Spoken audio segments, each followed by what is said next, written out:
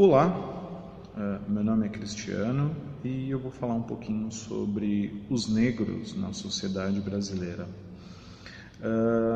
Parece até estranho que em pleno século XXI, né, pleno ano de 2017, nós ainda estamos falando sobre desigualdade racial. Mas é um assunto que nós temos ainda que debater, temos que discutir, temos muito que melhorar. Nossos irmãos afrodescendentes, e assim como os brancos, como os índios, como os asiáticos, ajudaram a construir a nossa sociedade hoje, a nossa sociedade brasileira. Mas infelizmente não são tratados da mesma forma, ainda são tratados com muito descaso, com muita injustiça, com muito preconceito. Mas se pararmos para pensar também, cronologicamente falando, o Brasil foi o último país, uma das últimas nações que aboliram a escravatura. Ou seja, ainda estamos engatinhando nesse processo de reconhecimento, nem de reconhecimento, mas de tratamento igual.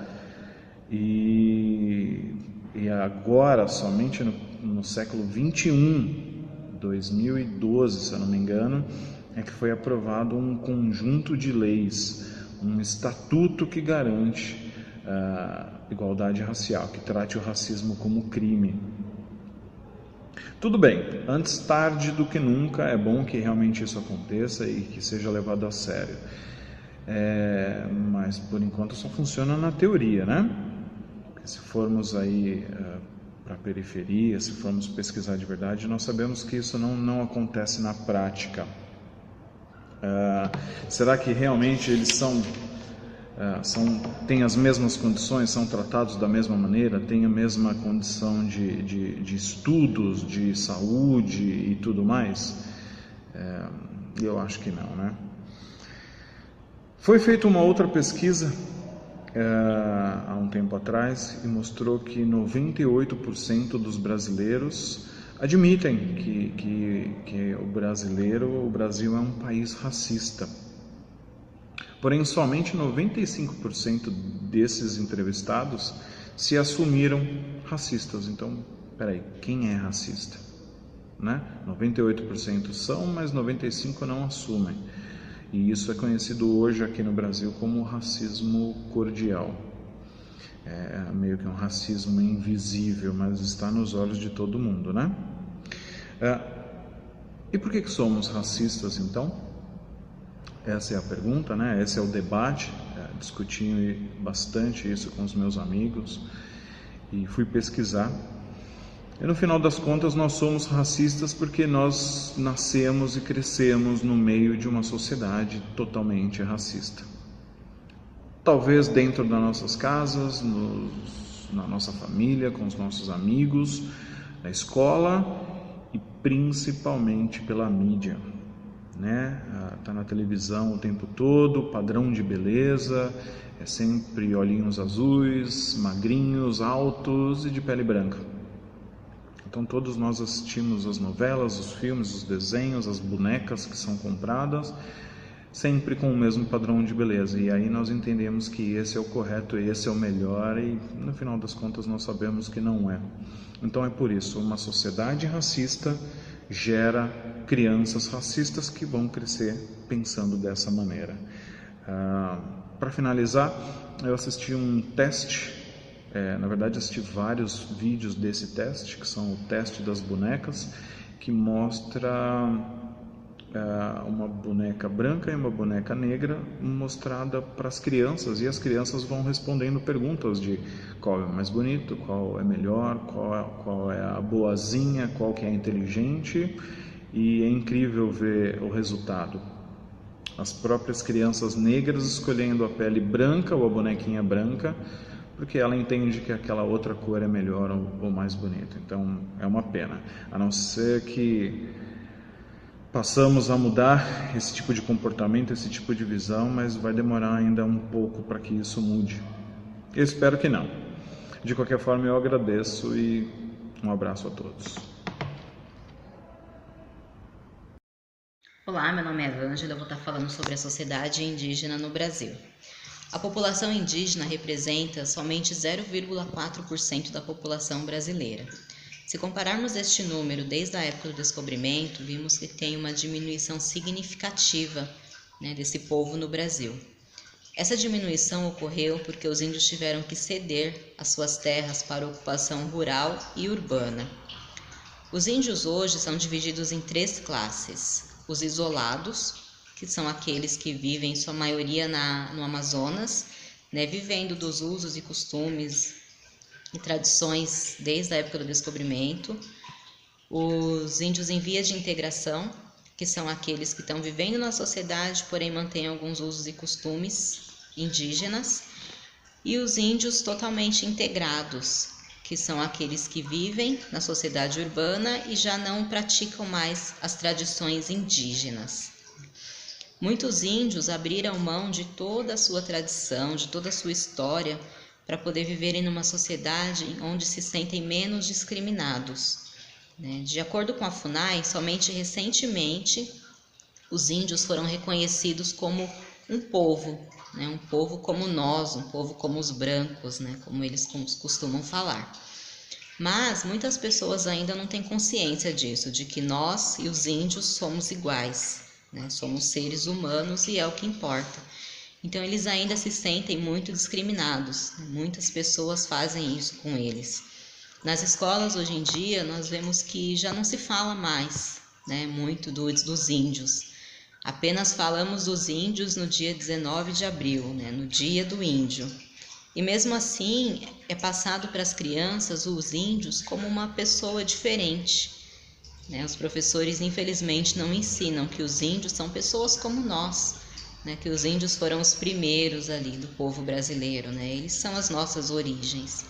Muito pelo contrário, ensinam que os índios ali eram de 1500, aquela coisa toda, e hoje em dia já não existem mais, já não fazem parte mais da nossa sociedade.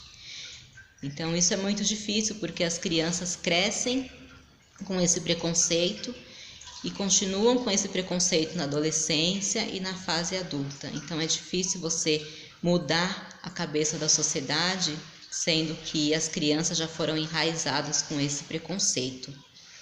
Mas eu penso que com os projetos da FUNAI, com toda a diversidade que eles têm, inclusive muitos projetos na educação, eu creio que isso vai mudar. Talvez não seja uma coisa para hoje ou amanhã, mas que futuramente os índios terão sim todos os direitos que nós temos, poderão participar mais ativamente da política, da educação, da saúde, e isso irá nos ajudar aí a ter uma nação com igualdade, sem a desigualdade de qualquer questão de raça, de etnia e de povo.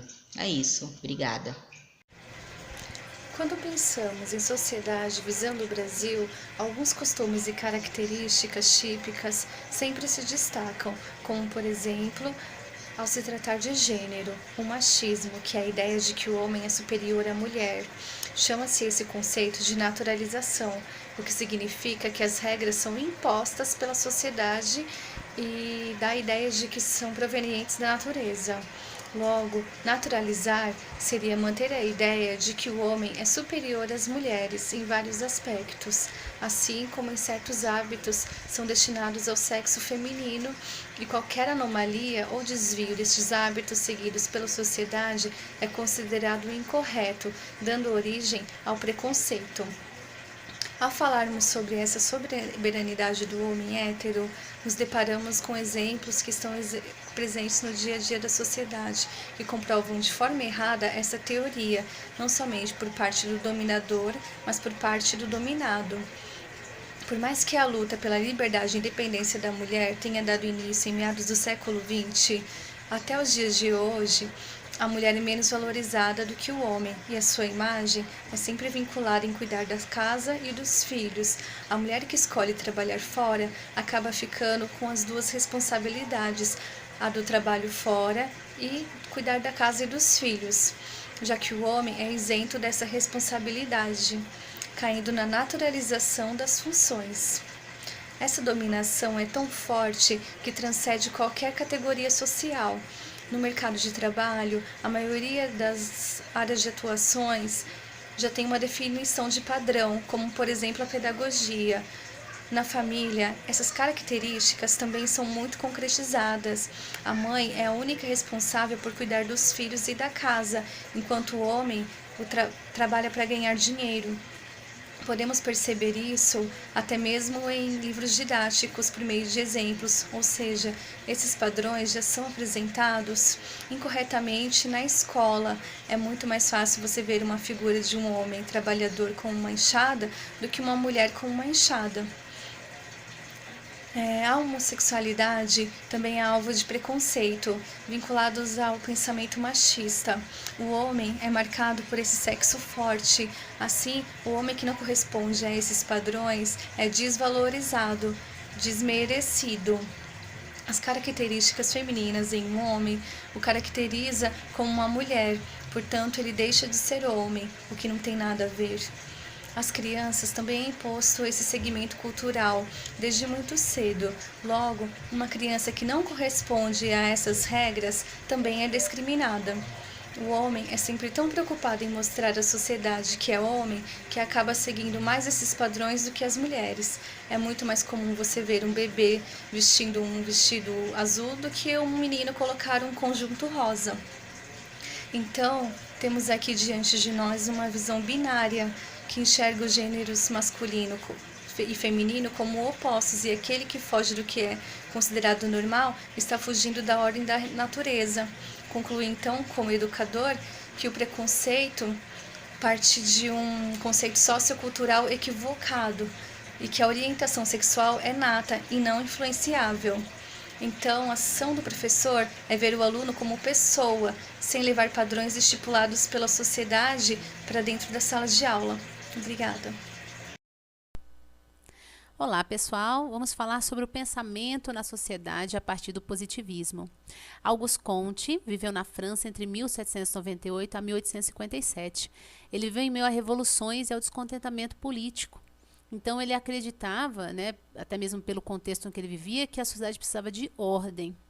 Ele foi o autor da frase em ordem e progresso, que temos no centro da nossa bandeira nacional, através das suas teorias da estática social e da dinâmica social. A estática social é a organização da sociedade para evitar o caos, e a dinâmica social seriam ações para promover a evolução, o desenvolvimento dessa sociedade. E ele foi o primeiro a estudar a sociedade como um sistema, E aí o positivismo é justamente isso, ele é o estudo científico de alguma coisa. E eis que surge David Emile Durkheim. Ele viveu na França também entre 1858 e 1917. E ele viu a segunda revolução industrial, ele viu a consolidação do capitalismo. Então ele estudou Comte e ele desenvolveu o que hoje é conhecido como sociologia. Então ele é o pai da sociologia e ele também foi o primeiro professor da ciência de sociologia. Antes dele e de Comte, existiam dois estados para se explicarem os fenômenos. Ou era a teologia, o sobrenatural seria a explicação, ou então a metafísica, onde a natureza explica a própria natureza. E aí, a partir de Comte, vem o positivismo, que é o estudo científico. Para se estudar alguma coisa como ciência, é necessário que haja uma repetição do fenômeno, é necessário que isso possa ser testado e comprovado.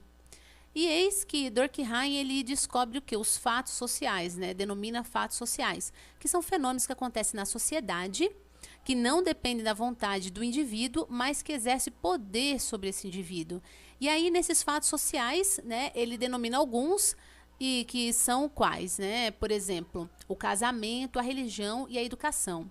E para a educação, Durkheim ele traz grandes contribuições, que ele fala que a sociedade se desenvolve através da educação. Ele fala sobre herança cultural, onde a geração adulta, os professores, passam essa cultura para a geração mais nova, os alunos. O professor ele assume esse papel autoritário de passar essa herança, que seria o quê? As regras, a conduta de comportamento, a harmonia, né, a convivência harmoniosa em sociedade, fala de obrigações.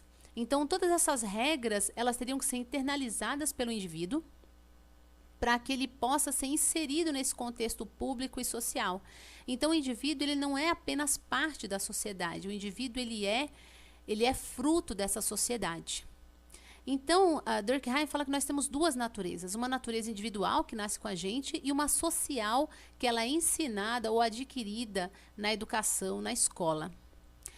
Então, aqui nós temos também aí a criação do currículo escolar. Então, são selecionadas disciplinas que os indivíduos possam aprender para terem funções necessárias à sociedade, que ainda é o sistema que nós temos hoje na educação. Então, para encerrar essa contribuição de Durkheim, eu deixo uma frase dele mesmo, que fala o seguinte, que o indivíduo, para agir, ele precisa saber o contexto em que está inserido, suas origens e suas condições, e não poderá sabê-lo sem ir à escola. A sociedade de forma progressista. Karl Marx viveu entre 1818 e 1883. Ele nasceu na Alemanha e ele morou na França e em Londres. Ele se formou doutor em filosofia e no contexto histórico ele viveu a Segunda Revolução Industrial e viu o capitalismo, onde o proletariado queria os seus direitos, faziam várias greves e não existia na Europa não existiam os direitos trabalhistas.